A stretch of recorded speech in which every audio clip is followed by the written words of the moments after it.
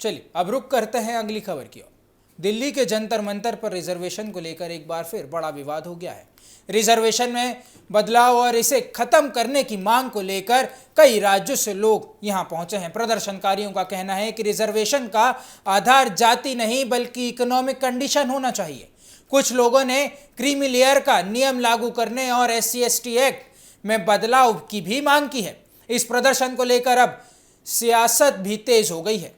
Samajwadi party chief Akhilesh Yadav ने reservation सुधार के नाम पर इसे खत्म करने की कोशिश का आरोप लगाया है। अखिलेश ने कहा है कि रिजर्वेशन पीडीए समाज का अधिकार है और इसे किसी की इच्छा के आधार पर खत्म नहीं किया जा सकता।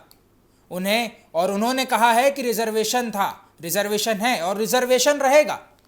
वहीं उत्तर प्रदेश डिप्टी सीएम ब्रजेश पाठक ने प्रदर्शन कर रहे छात्रों और युवाओं से बातचीत की है।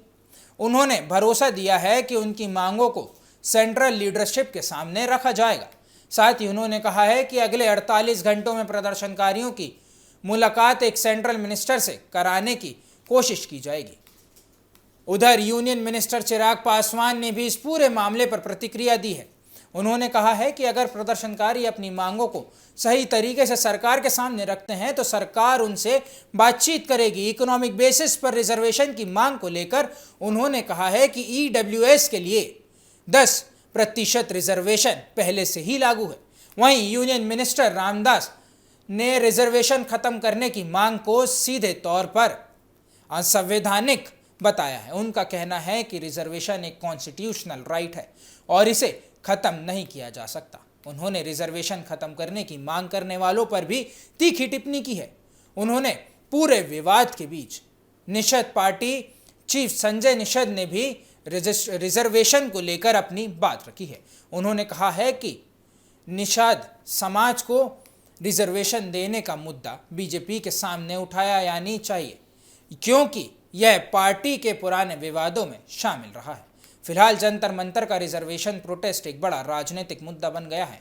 एक तरफ प्रदर्शनकारी रिजर्वेशन में बदलाव और इकोनॉमिक बेसिस की मांग कर रहे हैं तो वहीं दूसरी तरफ कई नेता इसे संविधान और वंचित वर्गों के आधार से जोड़कर देख रहे हैं। यानी रिजर्वेशन लेकर शुरू हुआ यह आंदोलन अब सिर्फ प्रदर्शन तक सीमित नहीं है। अखिलेश यादव से लेकर ब्रजेश पाठक, चिराग पासवान और रामदास तक अलग अलग नेताओं के बयान के बाद इस मुद्दे पर सियासत बहस और तेज हो गई है। देखिए, आरक्षण किसी के कहने से समाप्त होने वाली चीज नहीं है। आरक्षण किसी को मिल रही खैरात भी नहीं है। आरक्षण एक संवैधानिक अधिकार है और इसके पीछे की सोच ऐसे समाज से आने वाले लोगों को मुख्यधारा के साथ जोड़ने की रही है जिनके साथ किसी न किसी कारणवश भेदभाव हुआ है। अनुसूचित जाति के लोग हों, अनुसूचित जनजाति के लोग हों, शेड्यूल कास्ट कौन सी कास्ट है? ये वो कास्ट हैं जो संविधान में शेड्यूल की गई हैं, जिनका आधार छुआछूत था।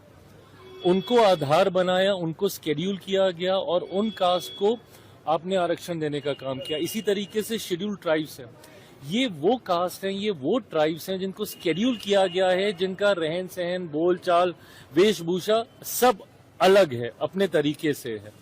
तो ऐसे में चिन्हित करके ऐसे वर्गों को मुख्यधारा के साथ जोड़ने की सोच के साथ बाबा साहेब के द्वारा रचित भारत के संविधान में आरक्षण के प्राविधान किए गए, जिसको आने वाले दिनों में समय समय पर और ज्यादा सशक्त करने का काम किया गया।